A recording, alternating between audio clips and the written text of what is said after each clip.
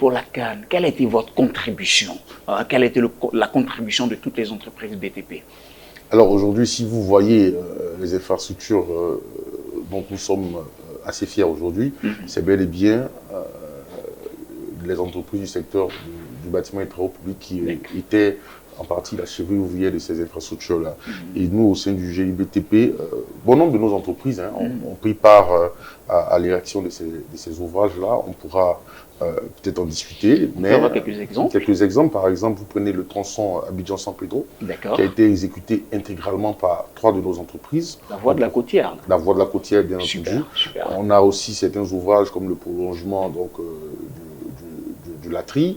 On a aussi le prolongement, donc l'axe Korogo-Kanaolo et bien d'autres ouvrages. Et aussi la rénovation donc, du stade des BMP, sur lesquels certaines de nos entreprises ont travaillé sur les lots techniques. Et à côté de cela, c'est vrai qu'il y a les infrastructures routières, mais il y a les infrastructures de base. C'est-à-dire l'adduction d'eau, donc les voies structurantes qui ont été reliées. Et tout cela, nos entreprises ont pris part activement à ces projets-là. Est-ce qu'on peut vous demander, est-ce que vous vous sentez satisfait de tout ce que vous avez pu réaliser ou que vos entreprises ont pu réaliser? Alors, je pense que je vais prendre peut-être le ressentiment général des populations qui aujourd'hui sont assez satisfaites de la qualité de ces infrastructures-là.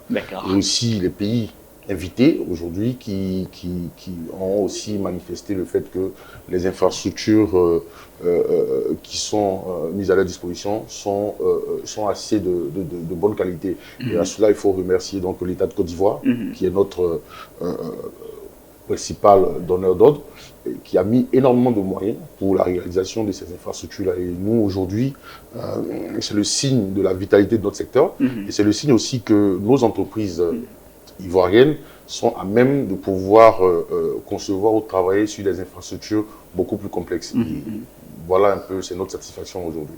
Alors, quel regard portez-vous sur vos infrastructures, on va dire, en termes d'impact sur la CAN?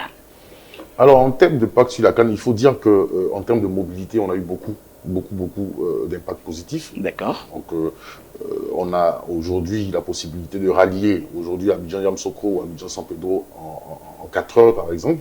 Et sur certaines, je dis en termes de décongestionnement de la ville, les voies structurantes qui ont été mises à la disposition des populations ont vraiment accéléré cette mobilité-là au point où aujourd'hui on ressent de moins en moins ce congestionnement-là dans la circulation et dans la mobilité aussi. Ça a eu un impact assez considérable parce que dans les différentes villes où il y a eu ces infrastructures, parce que à l'intérieur, il y a eu des voies qui ont été rénovées en termes d'emploi. Il y a eu beaucoup d'opportunités d'emploi qui ont été offertes à ces jeunes qui travaillent qui ont eu à travailler sur ces chantiers-là. Et aujourd'hui, il faut toujours continuer sur cette dynamique-là, de façon à pouvoir offrir des infrastructures assez intéressantes aux populations. Et c'est dans cette démarche-là que nous nous inscrivons.